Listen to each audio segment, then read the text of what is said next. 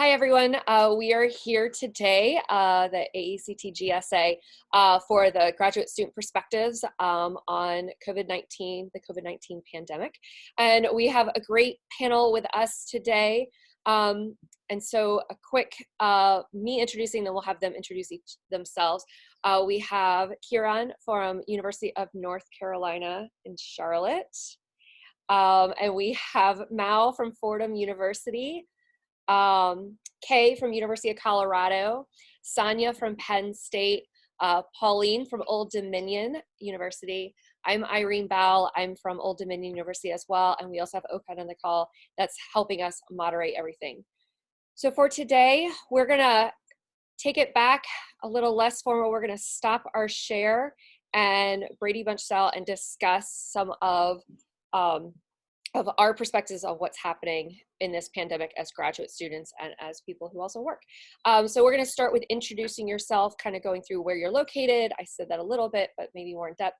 The role in your job, where you're going to school, what program you're enrolled in. Mao, we're going to start with you.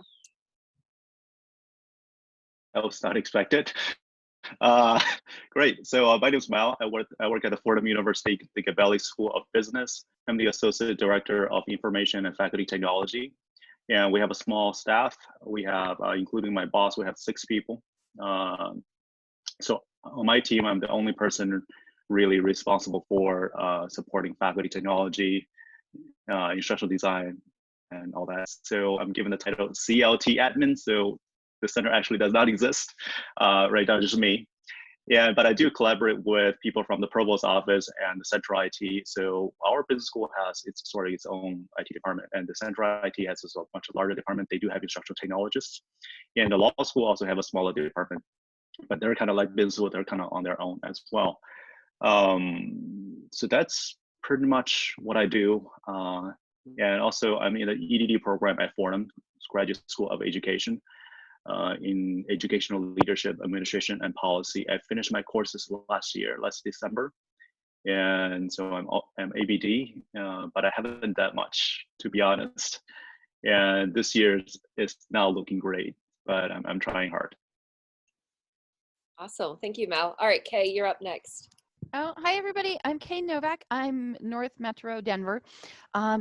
I am an instructional designer at a community college that supports about 300 courses online, but now every course is online.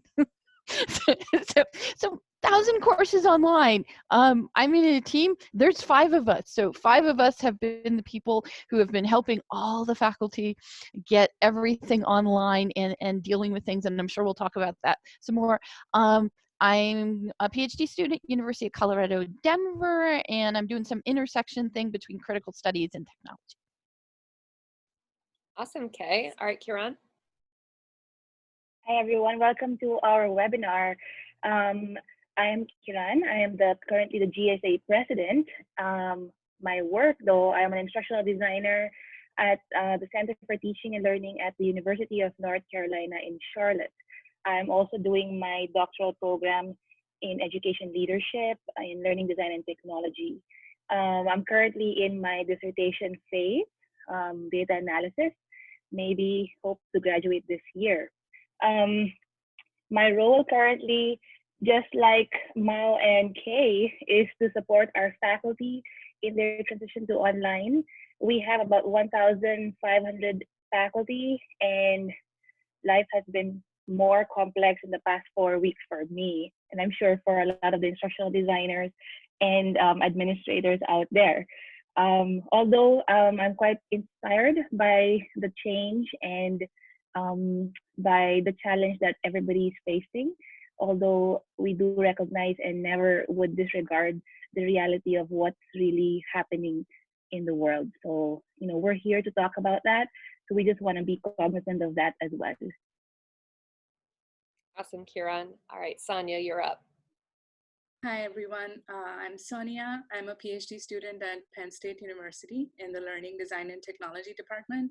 I also work as a graduate assistant at World Campus, where I support technology modules, currently working on 360 video design and researching based on that. And I also support a few courses as a teaching assistant. So I'll hopefully bring some perspectives from graduate student point of view. Awesome. Thank you, Sonia. And last, we have Pauline. So hi, everybody. Welcome to our webinar. So I'm Pauline Mulyana. So I'm currently not working, although I used to be an instructional designer full-time. But since I transitioned to the PhD program, I stopped working. So I'm currently just working on my doctoral students. But I do have family. I have two little young children, 8 years old and 6 years old. So for the past month, actually, life has been complex also because so many things have changed. And in terms of my schoolwork or coursework, if everything is going well this semester, I will only need to take one more course in summer. So that's where I am right now. Awesome. Thanks, Pauline. And again, as I said, I'm Irene Bell. I'm at Old Dominion University. I'm also a faculty member at Loyola University, Maryland. I already was previously teaching online, so the transition to remote or online learning wasn't a huge lift for myself, but I've been supporting the other faculty in our school as well as the K-12 educators in Maryland because I teach in a K-12 program. So we're going to start with our first question for the panelists. Which is, in your professional role, what has been the most difficult aspect of transitioning to online, or as it's now being called, remote learning? And I'm going to open it up to whomever would like to go first.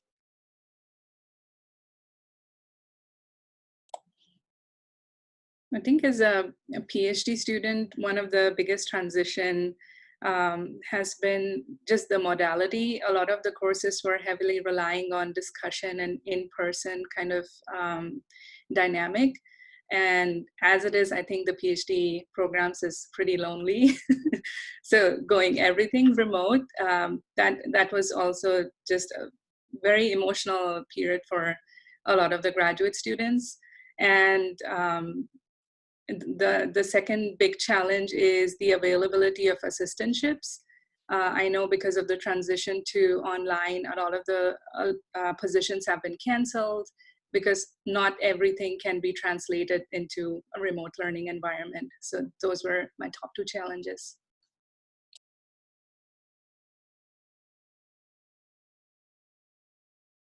This I was going to say, this is Kay. I'm not going to put it as a challenge. I'm going to put it as more like something we're seeing. Okay, a lot of people who have never even wanted to do online before, right? Okay, so those instructors, there's certain things, things like size matters. If you do a recording for 3 hours and you try and put it up into the LMS doesn't necessarily love that, nor do the students. 75 slide PowerPoint, again, doesn't upload the first time. We're gonna have to compress that. So I'm seeing size matters, and that there isn't the conceptualization of size, and also I'm seeing unrealistic expectations for technology, like assuming everything works all the time. Like, you only have to load things up to the LMS once, and that's going to work, and you never have to retoggle it, or you never have to check a link or anything like that. So I almost feel like, like that there's this unrealistic expectations. It's almost like the old sitcom I Dream of Jeannie, where they're expecting like you can blink and it'll be up there, and that I don't consider it a challenge just because we're dealing with it, but that's what we're seeing. We're having to do that more with people who never wanted to use technology to teach before. Maybe I'll latch on to Kay. We share a similar role as an instructional designer, and I think maybe it's not a challenge, but more observation that the speed at which things are changing, I think, is causing anxiety and people to have to rethink really fast, and that's where a lot of the underlying needs have surfaced. And in our end, a lot of faculty has never even used the LMS for delivery, mostly just uploading files. And on the other hand, for those that didn't have any digital content because they're typically lecturing in a classroom, the only way to do that in two to 3 days was to use a platform like WebEx or Zoom. In our university, we use WebEx. So synchronous teaching became a popular thing, and it was very difficult. And we know that's not the most effective always, but in some cases it might be. The other challenge that we saw was a lot of our faculty on campus were exploring how to teach project-based, lab-based courses online, performance-based courses, arts and architecture, science labs, biology labs, and the like, even engineering, even computer science. So because of the speed or the rapid need to go online, some of these were such a instant change that a lot of everybody was a little bit shaken up. And I think sometimes our role as instructional designers, the first one is to calm everybody down and say we could do this, but let's give it a little time and we'll figure it out. You know, I joke in my office, we are a team of 7, but we have an office of 15. Half of us do instructional design, half of us do instructional technology and LMS. I always say it feels like we're the first responders in the higher ed aspect because we are the go-to persons to help with the online teaching or remote teaching aspect. And Kieran, you bring up some good points about the project-based and hands-on and performance-based learning, and I think that's where K-12 schools are right now. And it varies per state because each state is doing launched a different date, but like for the remote learning, there's some counties that are still not there yet. They're waiting till late April before they launch because they want to have a good plan in place. But this is becoming just engaging the learners and engaging students. A lot of equity questions have come up in K-12, but it's also arising in higher ed institutions as well, both faculty equity, and so making sure faculty have the equipment to be able to run synchronous and, you know, the Wi-Fi, as well as the technology and the students themselves. Mao and Pauline, did either of you want to say anything? I can add something a little bit. Oh, sorry, Mao. Go ahead. I think mine really quick. Mine is really quick because as you know that I'm not currently working, right? So it's not like I have to go to office or help faculty doing the course development or course design. So I'm not doing that at the current moment, but I am involved in AECT right now. So we still do meeting, right? Like what we're doing now. And I do have a challenge in being able to fulfill my professional task or activities. So when we're doing meeting, as you saw, my kids just came in, and I'm the only one right now in taking care of them right now because my husband still has to go to work in person. So I think my challenge is also about that I'm hoping that other professional colleagues also do understand about all the situation. And, you know, there are some people who have family at home and everybody stays at home and the kids may not really understand what's going on. So I think flexibility, understanding, empathy, I think we need that.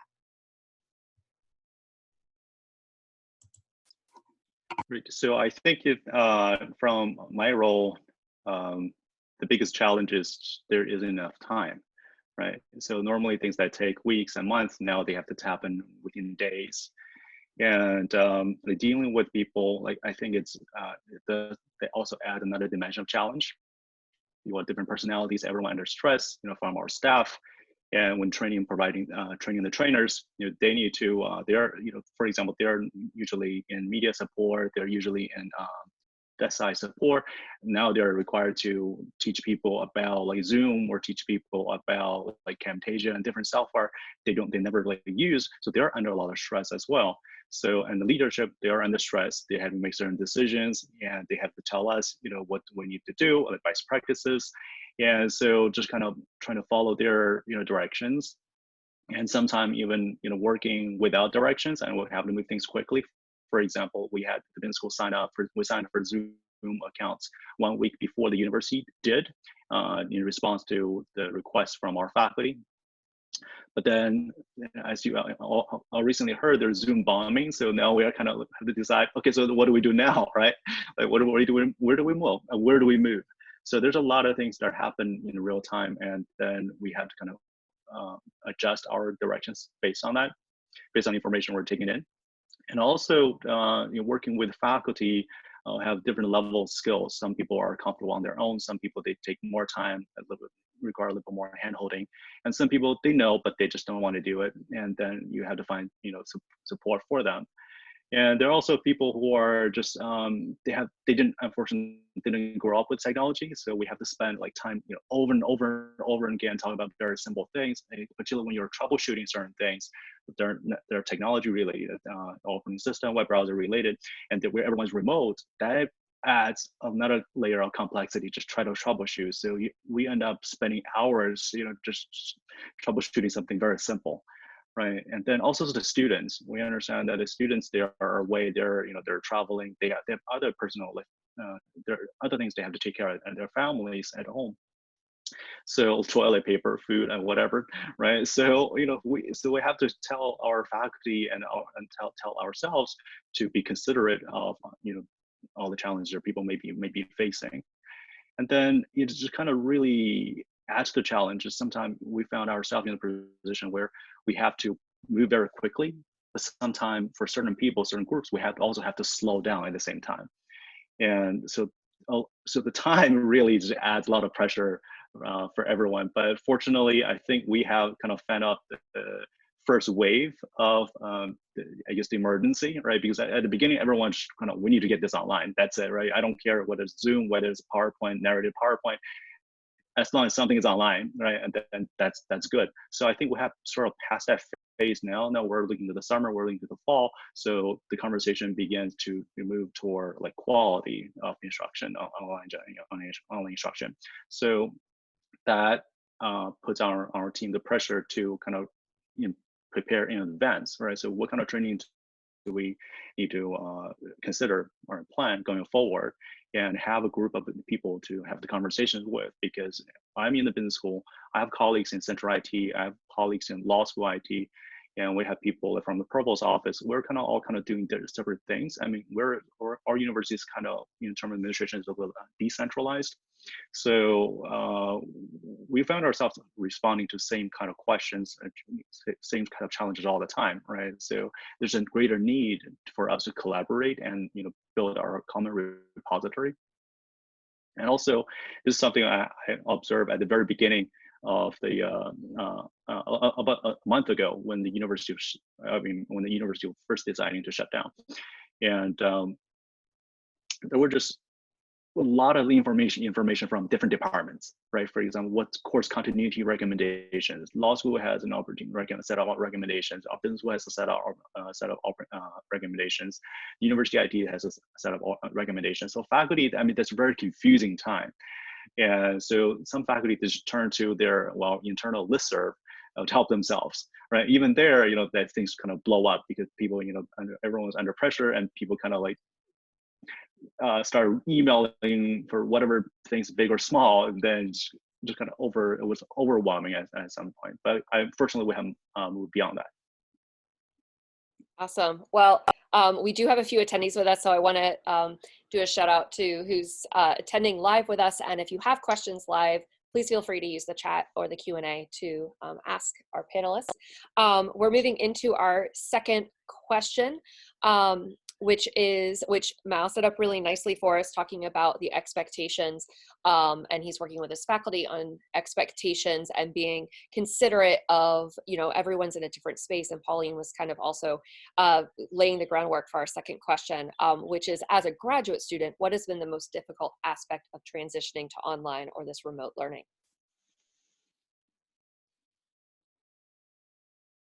I can start first. by giving you a parent view, right? So again, I have 2 young children at home, and then I'm going to grad school, the PhD program. So in the beginning of the spring semester, I already laid out all the goals that I want to accomplish, the tasks that I want to do this semester.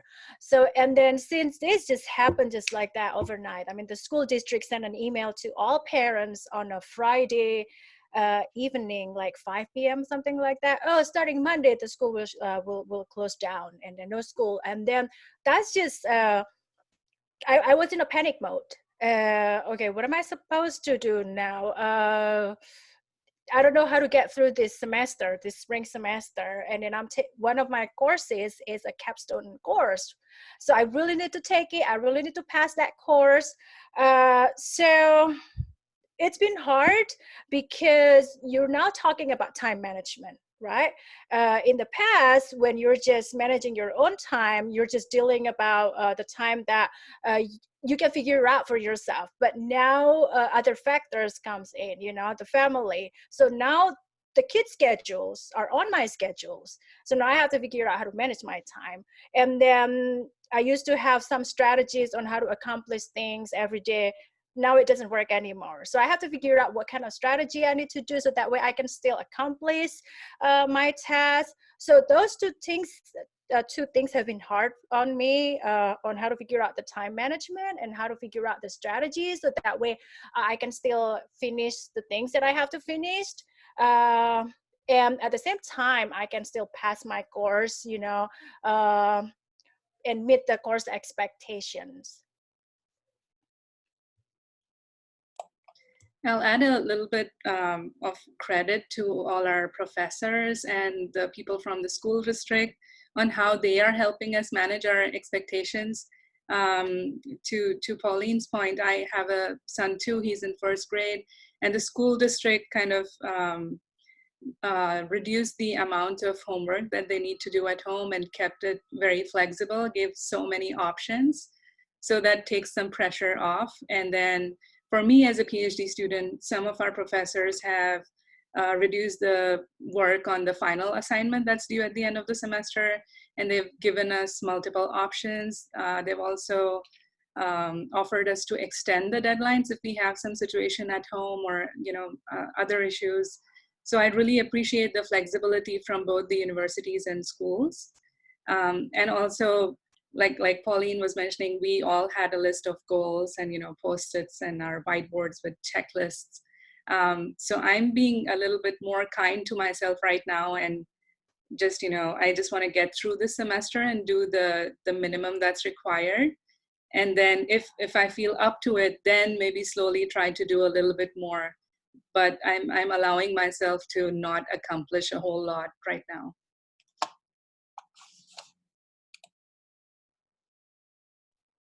My end, I think the hardest thing is working full time and being a graduate student in the middle of dissertation is putting the time and the priority to the dissertation. When you have coursework, sometimes you have a schedule that somebody else enforces on you, but when you're on a data analysis phase, there is nobody enforcing a schedule on you except yourself. And I have one of the best advisors who does not impose strongly. So we are both on the understanding that we need to save the university first before we save the dissertation. So I think the priorities changed because of the emergency need to go online and support the university in any of its needs. So at this point, I'm finding myself working late, very late in the evening to do both work tasks as well as dissertation tasks, trying to keep myself still on track. Honestly, I'm still doing what I can, but it really is imposing on maybe my time that I typically would have for myself. Kiran, I just wanted to add, I also feel like students who are closer to their graduation have a little bit more pressure, just, you know, to finish the graduation and also prove yourself as like an eligible new professor.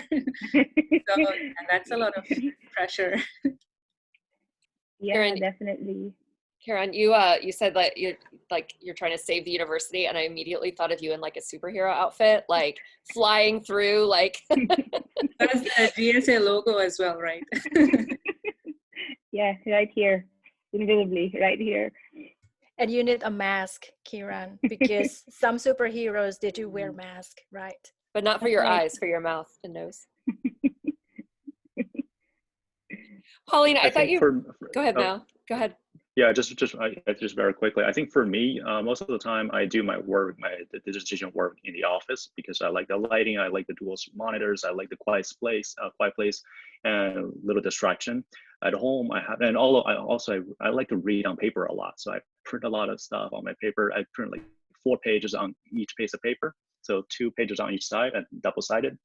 But then at home, I don't have a printer. I have to replicate the kind of the works environment. That making that transition hasn't been easy, particularly because now my apartment is being shared between me and my wife and my mother. Yeah, because we have a 2.5-year-old, and during the day he goes to the grandparents' apartment. So this apartment is shared by the 3 of us. So I can't have access to the table, my ideal table, or the time when I need to make phone calls and stuff. So kind of replicating that has been, a little bit challenging. And of course, the first few weeks, my mind wasn't even on this. My mind was just totally focused on work. Like to Kieran's point, I have to adjust my expectations as well to understand what my employer expectations are, what my expectations for my dissertations are, and how I communicate to my advisor, and how I communicate to my students. Basically, for my students, I just told them, hey, like 2 team project, now it becomes just 1, right? So because it's difficult for the students to collaborate when they're all separated, they're all remote. So I think managing my own expectation, it's a challenge as well. So I sit in a unique position, but it's not that unique with a lot of undergraduate students where I traveled before the shutdowns occurred to help my parents. My dad had a hip replacement surgery about a month ago, and I am still at my parents', which is very interesting as a grown person. But I did not bring all of my materials because I was only going to be here for a week. And so this has been really interesting trying to navigate as a learner and find resources. Old Dominion has been very helpful in making sure I have access to things because I left them in Baltimore, Maryland, where I live. So as I'm coming into the summer and starting teaching, I'm personally concerned about being able to acquire the textbooks I need for the summer. I'm still in my coursework, as well as accessing all the materials I need. I teach over the summer as well. So everything, like just making sure I can get everything is a concern that I personally have. Kay, did you want to add anything? I was just going to say, I agree with everybody. Biggest problem is work taking up so many hours compared to how I was able to split, the work versus doing my graduate work. And I have to echo what Sonia and Karen and Pauline now have been saying. You kind of forgive yourself. This is not going to be your best semester, and maybe the paper you hand in isn't going to be the one that's going to get you're going to take and redo for publishing, and just forgive yourself for that. I really like what Sonia said, be kind to yourself, that she's just being kind to herself. And I love that because I'm someone who puts a lot of pressure on myself to excel all the time. And so I think that's something that we all have to keep in mind, that it may not, like Kay was saying, be the best. And Pauline opened up our next question really nicely. I don't know what number we're on, but so she was talking about how she's had to shift her time management strategies that she was using before are not working now that she has little ones at home all the time. And she's had to shift her work, and Kieran was saying she's working late at night. So what are some strategies you are using to keep up with your graduate coursework or the coursework you're in? I can start again. So echoing Sonia, so I'm really thankful that both professors in the courses that I'm taking, they're flexible. Due dates or deadlines have been extended. So that's really helpful. So in my own strategies about the time management, I had some reflection, looking at my goals. so what can I do with my goals during this time when, you know, I will have less time to do all of this? So I chunk down all my goals into a small or size bite goals, and then I classify the tasks that I can do with distraction, you know, while helping the kids, you know, on their school works. And I separate some of the tasks, the type of the test that needs deep concentration. So I separate them. And then I try to schedule myself now. Okay, so with the kids, we start early in the morning, 8 o'clock. Sometimes they have Google meeting with the teacher, and then we start from there, and then I facilitate their work because they're still young, 8 years old and 6-year-olds. They need somebody to regulate their learning. So they need some kind of like a facilitator, right? Okay, so after you do this, you do that. So just handing out papers to them, it's not gonna work. So you need some kind of a structure, right? So in order to do that, I have to be over there with them most of the time until they're done with their work. So while they're doing that, I have to look at my bite-sized goals. Okay, what can I do now? Oh, you know, I need to go search some articles from the library database. So that kind of task, I can do it while I'm working with my kids. And I do talk to them. You know, the sooner we're done with your work, the sooner you can go play. You can pick any games and any toys that you wanna play. But and then, you know, all those games and the toys, it's within my term. So I have like the choices that they can choose. And then like Aquabits, when they build something with Aquabits, it takes hours, and then they can just entertain themselves for hours. And if they want to do play Wii, it has to be like dance kind of Wii, you know, or sport Wii. And then that's when the time when I do my work that needs deep concentration. And yet that's usually like in the afternoon, like 3 o'clock. That's when they're done with everything. So it give me like at least 2 hours of time where I can just concentrate on the things, whether it's writing or reading. So yeah, so that would be my strategy. And it was trial and error.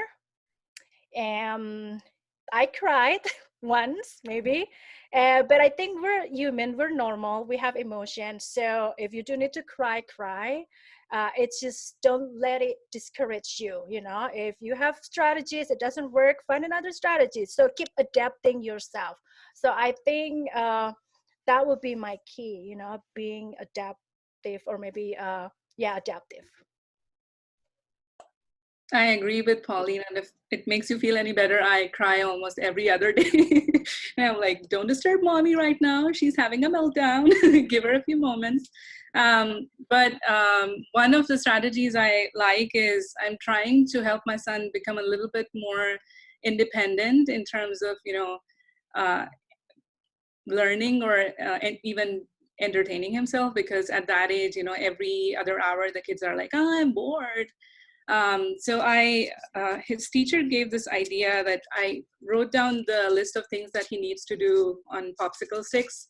And so like it's 20 minutes of science, 20 minutes of reading, and every time he's done with an activity, he just puts in this. And so when all the sticks are in that box, then he can, you know, get his screen time or, you know, play. And as educators or educational researchers, we talk so much about like intrinsic motivation and all, but that goes out the window now because this is for myself and for my son, it's all been extrinsic motivation right now, that, oh, as long as I finish this paper on time, I can just Netflix and chill. Or like, as long as you do all these popsicle stick stuff, you know, then you get your screen time. So that's one workaround as of now. I'm not holding on to all my parenting principles. And then the second strategy that has worked for me is just doubling down on efforts. For example, the work that I'm doing in my graduate assistantship, if I'm able to write a paper on that in one of my courses, I try to do that. I speak to the instructors. And also If I come across any of the final papers that can go towards my dissertation, then I try to double down on that as well. And this has been a really good time to talk to the professors about it, that, we have limited energy, limited time, and we want to just do the tasks that are on higher priority. So if there can be any overlap, I always try to make use of that.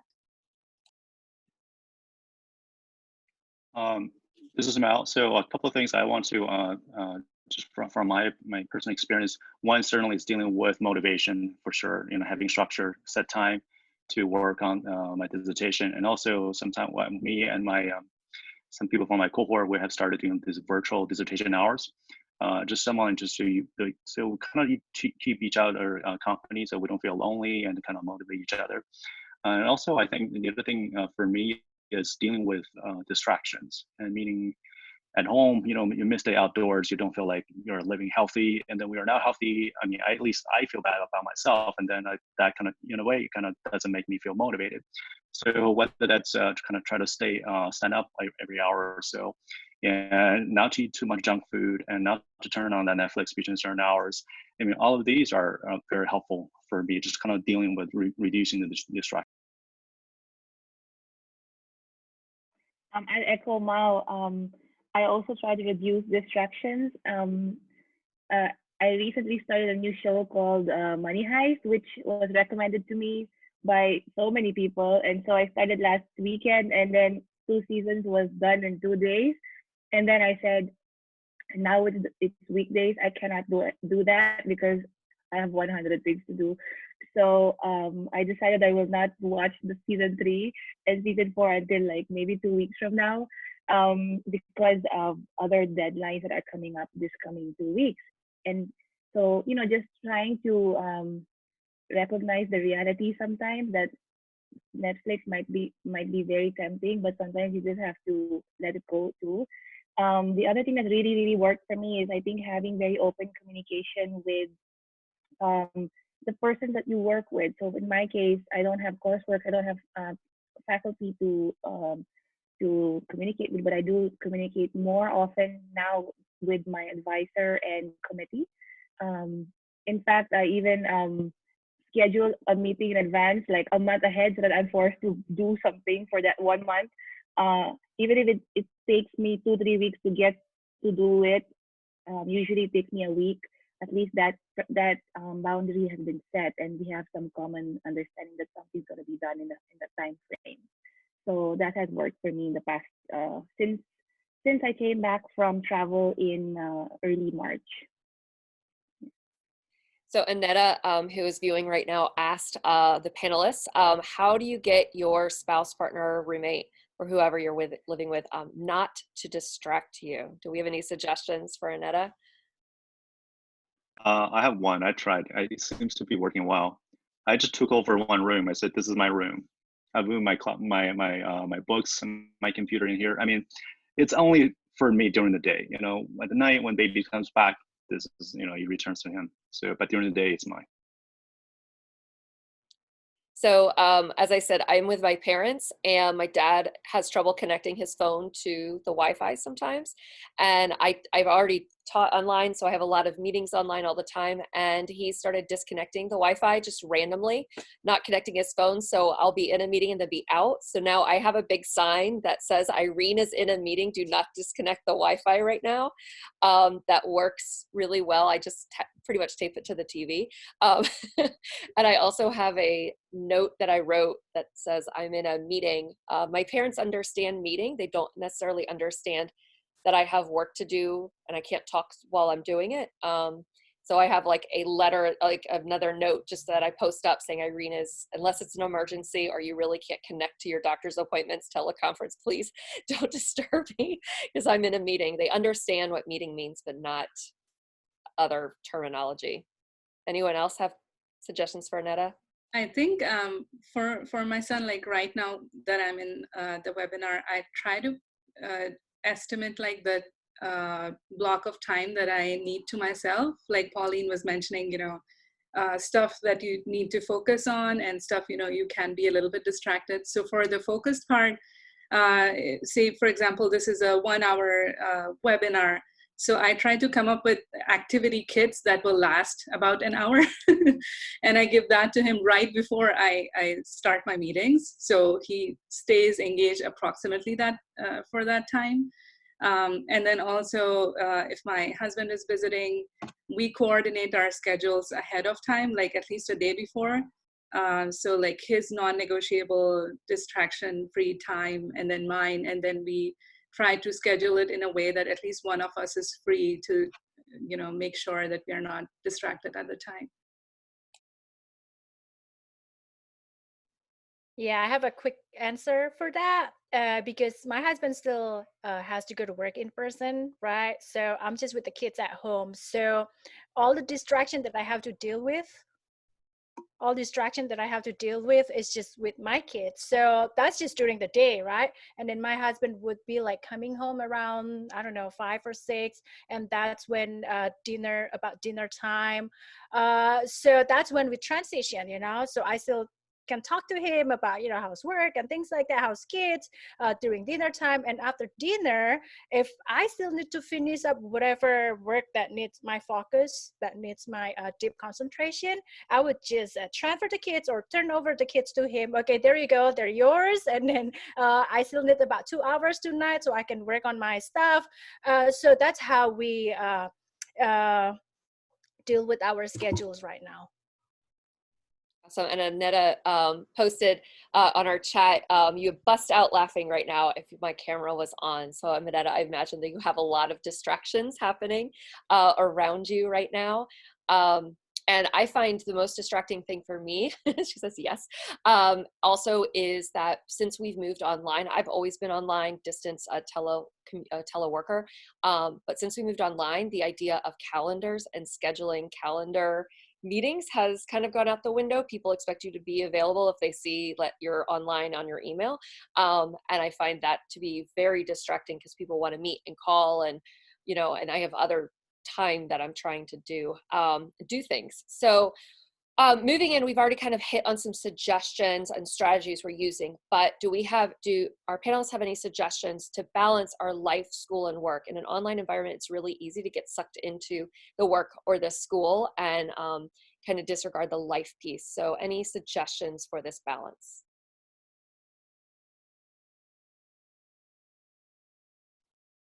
No suggestions? Uh-oh.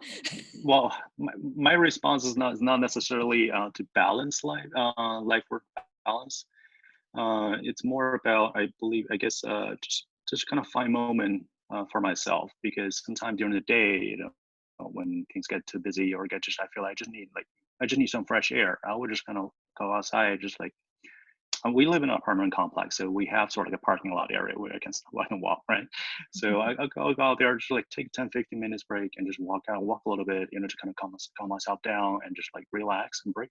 And that helps quite a lot.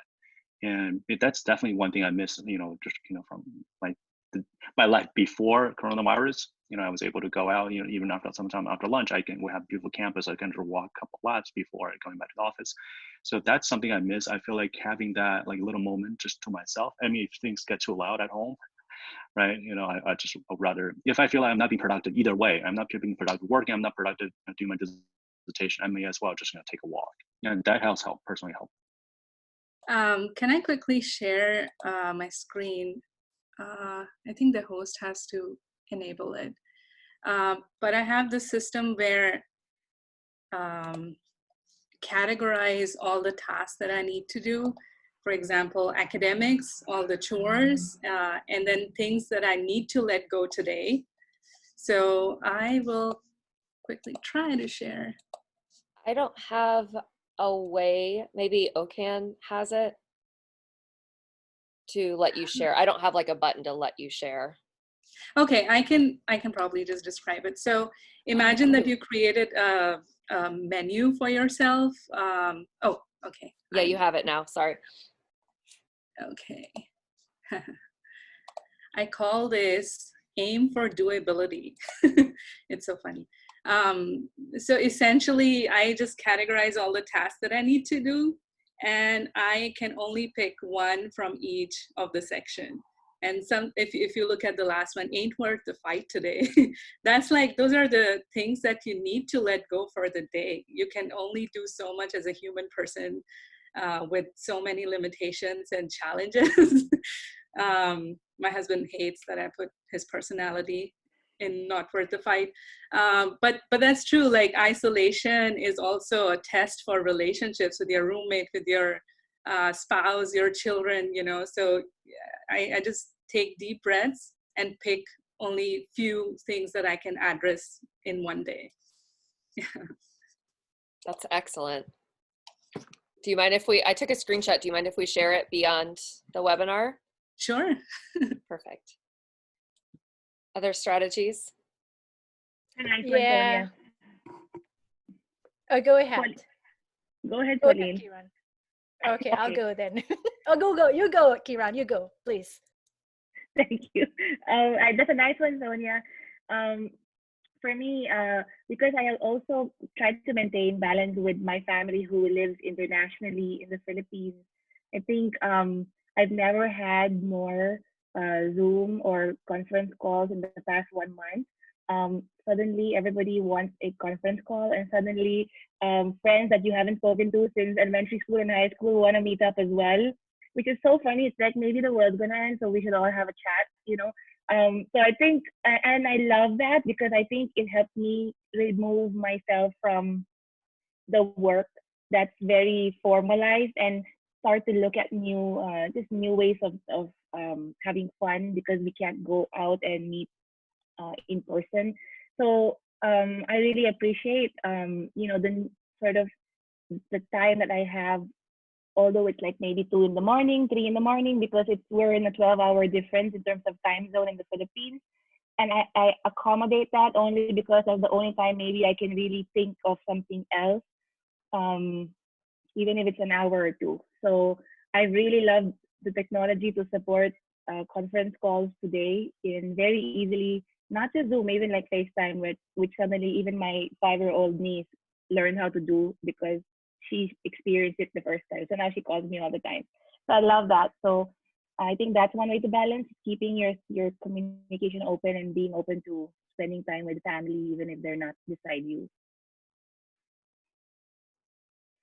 And I'm just going to jump in, and I don't know if anybody's like me. I'm a news junkie.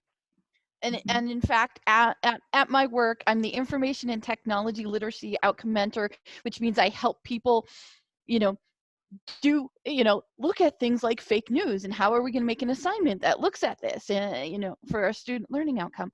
Well, the thing of it right now is I usually always have the news running in the background. I can't do that right now. What I've done now is I have specifically, I will not miss Democracy Now! I watch that every day. And I have a couple others, but I've stopped having the news on all the time. So now something that's in the background, and this is not trying to make me sound posh or anything, but I'm listening to like silly Italian opera in the background. And I don't speak Italian. So all I hear is the big bombastic noise, which is great in the background. I don't understand the words, and I sing along when I feel like singing along without knowing what I'm saying. But I've had to step back from constantly doing that kind of news scanning for topics that can be used in courses, the ones I teach and also the ones that I help build. And I've had to scale that back because of what the news is like now. I love that, Kay. I think that's funny. The Italian opera. So, well, I don't watch that, but I have something similar. So I'll just wait until at the end of the day when I'm ready to go to bed, like maybe 30 minutes, I just go watch some silly drama or cheesy drama sometimes, something that you just watch and then you just forget about it, not too disturbing, because like I feel like I'm tired all day and then I just want to do this to wind down. So I just watch like 30 minutes something. That like it's short enough that I don't feel that I want to keep going, like finishing the whole season. You know what I mean? Because it's like late at night and I'm tired. Okay, I think I'm ready to go, to go to bed. So that's what I do. And when it's sunny during the day, when I need to take a break from my kids, okay, this is a little weird maybe. Actually, I like to go out and then bring my bleach diluted bleach spray and some paper towel, and I wipe the outdoor handles, the door handles outside, even the mailbox, and it takes me only 10 minutes, but I'm cleaning up something, you know? The car handles, the car door handles and things like that. And then the kids do not want to follow me because they hate the smell of the Clorox. They're like, oh, you're Cloroxing again? Oh, I don't like that smell. Okay, then you do your work and then let me do it 10 minutes. Okay, so it gives me some like 10 minutes break to go outside. Yes. I'll add that I am tending to watch more comedy. Particularly, I rewatch 30 Rock, like all seasons on a loop. I think right now we need sense of humor to kind of get through this without losing our sanity. And my husband and I, we tried to watch series like, you were saying Money Heist or Ozark. It's like it's like any other time, it could be gripping and engaging, but like right now, any kind of like murdery, killing kind of thing, it just scares the bejesus out of me. Because it is an actual possibility right now.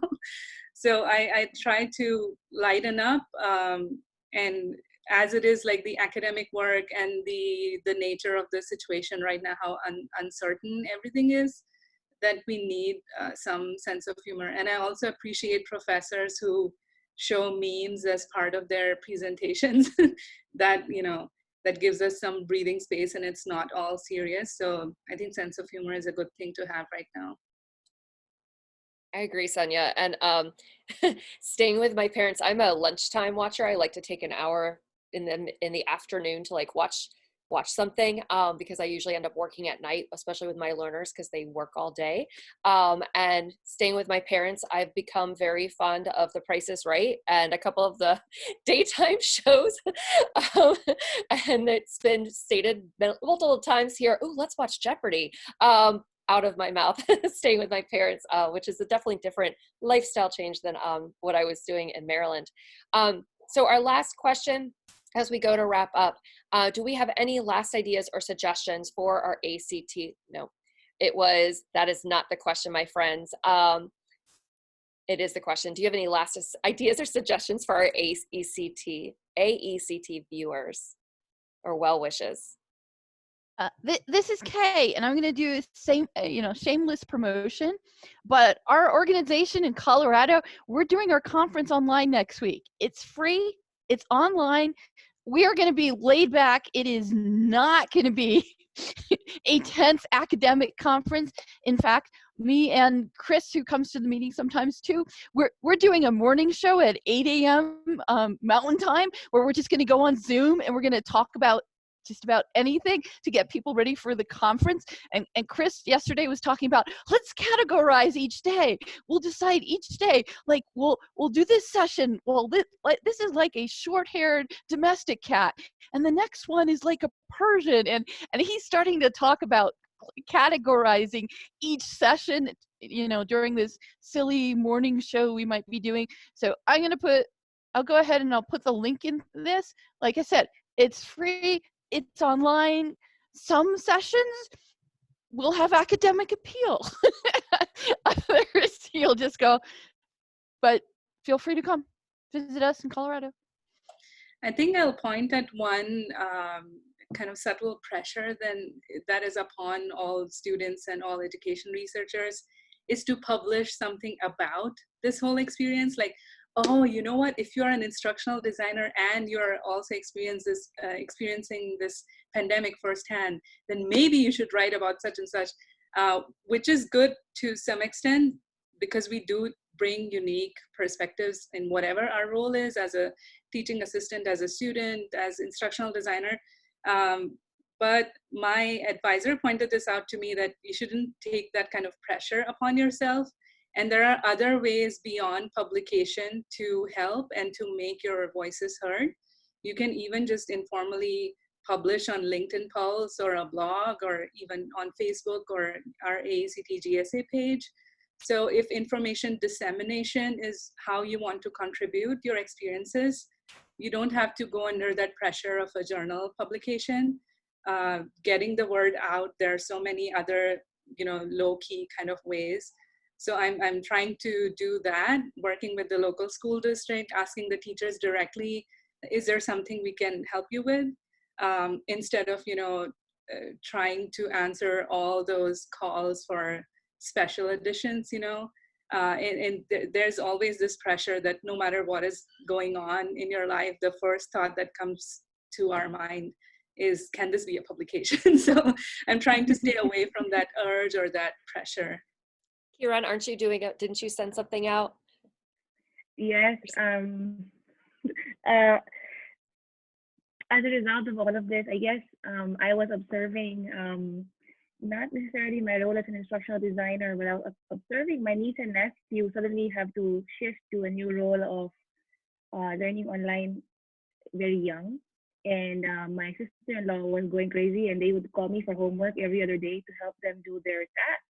So I said, this is quite fascinating. So out of that, I called 4 other people to help me put together a research study where we'll look at parental involvement and within higher ed and non-higher ed employees and their kids. But that's only because I was bored of, I was just tired of, complaints, and I wanted to do something different. I think in your case, Karen, also because you're already in a position where you can access so much data, then it becomes easier. But like to just doing it out of pressure is what I was talking about. I mean, what you're doing, if you're in that position to be able to easily find answers, then it's great. It helps the academic community. Yeah, I would say, I really love, this is our first webinar where the GSA has put together something to discuss graduate student issues. I think this was very interesting, and I'd like to maybe invite the Graduate Student Assembly to do another.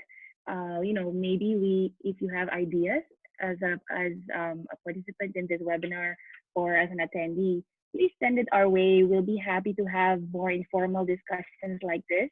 And I do one more thing before I end and allow everybody else to end is, I think this is the time where we can support each other. Graduate school is not really easy, and we're balancing so many things with our multiple roles. Even if we're representing one role here, and each of us, we actually have about 5-6 roles that we play as a daughter, as a mom, as a professional, as a sister, as a friend even.